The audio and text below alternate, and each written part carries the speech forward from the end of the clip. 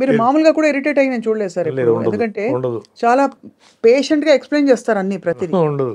అది I feel great అండి. నేను ఆఫ్టర్ ఆల్ నేను I'm born to a teacher, principal.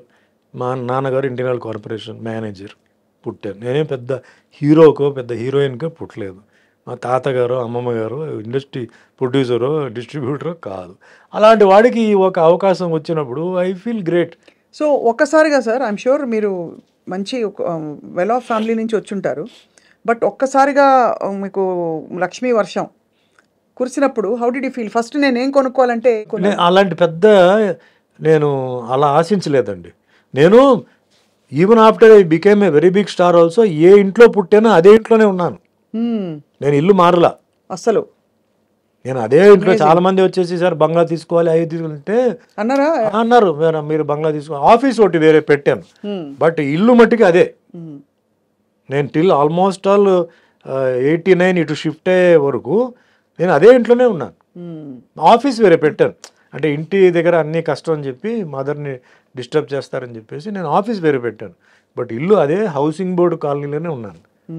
నేను వేరే అంటే ఫాల్స్ ఈగో కోసం నైబర్స్ అంతా కూడా బాగా ఎక్సైట్ అయిపోయి ఉంటారు. వెరీ హ్యాపీ అండి, very happy. And I was the same, అదే సుమనే, అదే వీధిలో ఒకప్పుడు సుమనే ఏంటి అదే సుమనే. సో మీరంతా వీధిలో మీకు before coming to cinema sir beach చివరి ఫ్రెండ్స్ తో నిలబడి అంటే టీ తాగడం. అదే రోడ్ లో కరాటే గ్రూప్ ఉంది, మా బ్యాచ్ ఉంది. అదే గ్రూప్ లో నాన్ కరాటే గ్రూప్ ఉంది.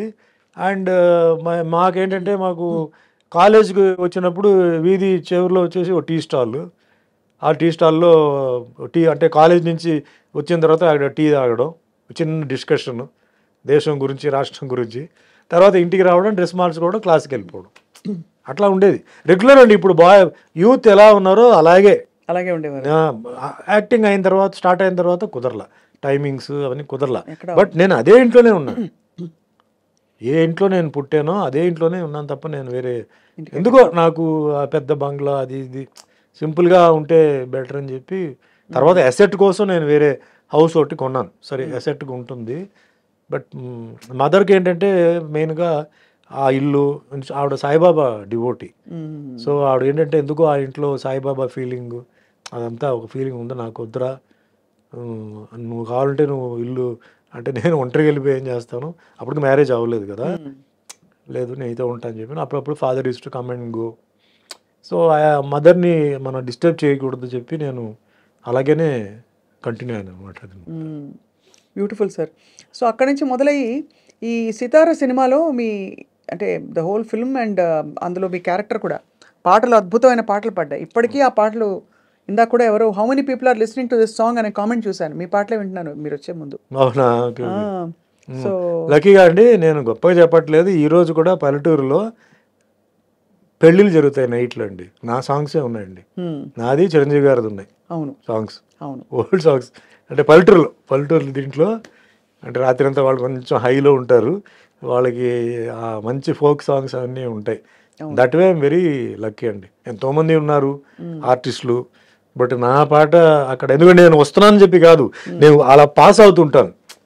నైట్ టైం కొన్ని జర్నీ పాస్ అవుతుంది కదా, పెళ్ళిళ్ళు అన్నప్పుడు వినపడుతుంటుంది. ఇది ఎక్కడో విన్నట్టుంది అని మన సినిమా సాంగ్ ఇది మందని చెప్పి తర్వాత మా అసిస్టెంట్ చెప్తారు, సార్ మందే ఇది ఈ పిక్చర్. సో అట్లా నాకు ఒక చాలా నేను తృప్తిగా ఉన్నానండి లైఫ్లో. ఏదో అనుకున్నాను, ఏదో జరిగింది.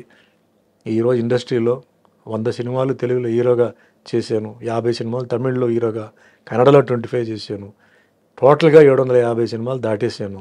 దేవుడు పాత్రలు అన్నమయ్యలో వెంకటేశ్వర స్వామి, దేవుడు, పోలీసు, దొంగ అన్నీ చేశాను. అసలు ఇదన్నీ నేను అస్సలు ఊహించలేదు, టార్గెట్ పెట్టలేదు. నేను ఒక యాక్టర్ అవ్వాలి, నెంబర్ 1 అవ్వాలి. ఇప్పుడు చాలామంది ఏమంటారంటే మీరు నెంబర్ 1 అయి ఉండాలి, నెంబర్ 1 ఏమంటే నేను అనుకోలేదు. ఒక సినిమా ఇండస్ట్రీలో ఉంటున్న ఫ్యామిలీ అయితే ట్రైనింగ్ తీసుకొని ఈ ఛాలెంజ్లు పెట్టుకొని ఇవన్నీ చేసేవాడిని.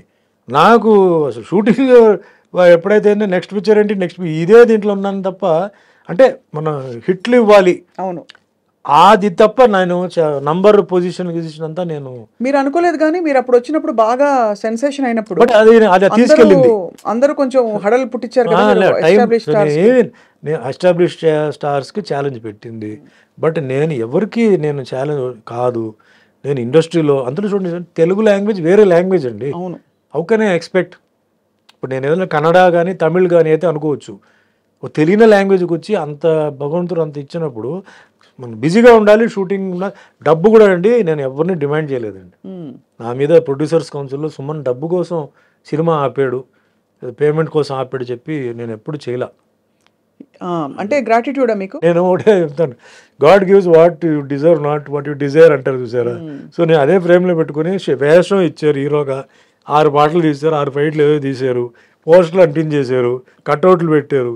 మనకి ఇది దేవుడి జరిగితే ప్రసాదం ఇచ్చినట్టు చెప్పి నేను తీసుకొని సైలెంట్గా ఉండేవాడు. కర్మ సిద్ధాంతం నేను నమ్ముతాను. So little bit Buddhist martial arts నేర్చుకోవడం కొంచెం బుద్ధిజం ఇది కొంచెం ఎంటర్ అయింది. మా మాస్టర్ వచ్చి బుద్ధిస్ట్ ఆయన. సో ఆయన కొంచెం బుద్ధిజం క్లాస్, ఎవ్రీ క్లాస్ ఆయన వెంటనే కర్మ సిద్ధాంతం గురించి క్లాసు 10 నిమిషాలు 15 నిమిషాలు అందరికీ చెప్తాడు, ఒక్కో విషయం చెప్తాడు అతను ఎట్లా అనేది. నేను దాన్ని నమ్ముతున్నాను.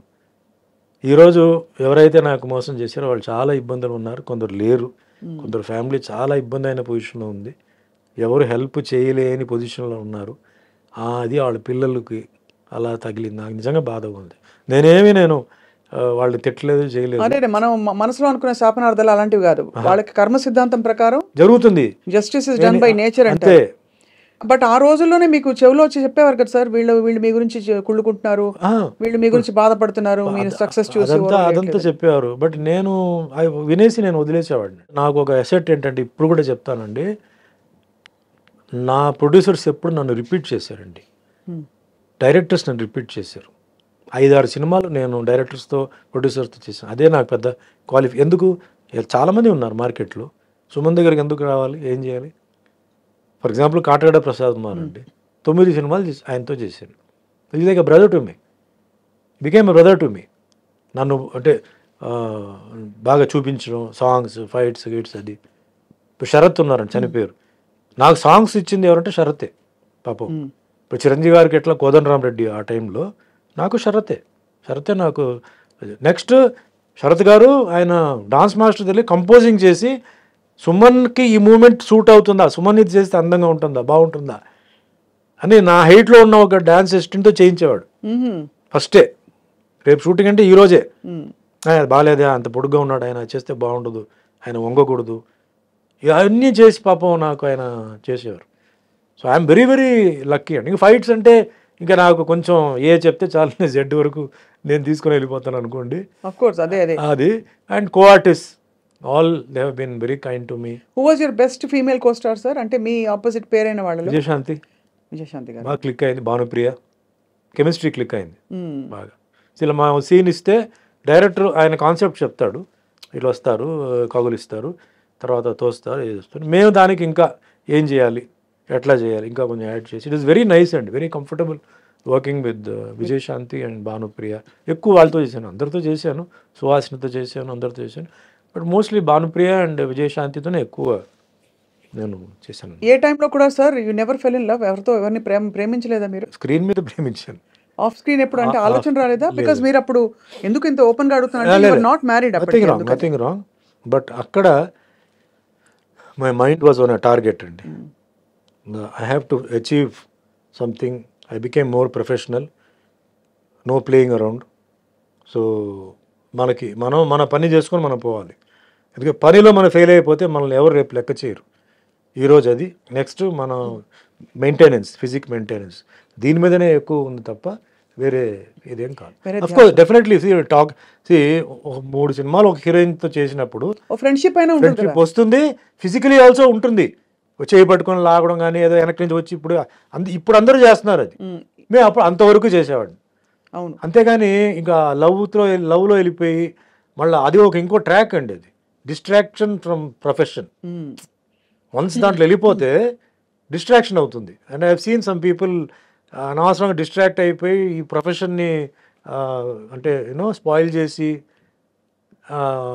చాలా గందరగోళం అయిపోయి, అప్పుడు డ్రగ్స్ లేవు, మందు డ్రింక్స్ తీసుకొని పాడు చేసుకొని ఈవెన్ ఇండస్ట్రీలోనేనా? ఇండస్ట్రీలో హీరోయిన్స్ కూడా తాగేసి దెన్ అప్పుడంతా ఏంటంటే డ్రింక్స్ లేదా సూసైడ్. అవునవును, బాగా. అసలు డ్రగ్స్ లేదు, డ్రింక్స్ లేకపోతే సూసైడ్. మీ జనరేషన్లో ఎవరెవరు ఉన్నారు సార్ అప్పుడు? అంటే ఇలా ఎక్స్ట్రీమ్ సిచ్యువేషన్స్, సూసైడ్ దాకా వెళ్ళిన? తమిళ్లో చాలా మంది ఉండేవారండి, నాకు గుర్తులేదు కానీ షాకింగ్గా ఉండేది.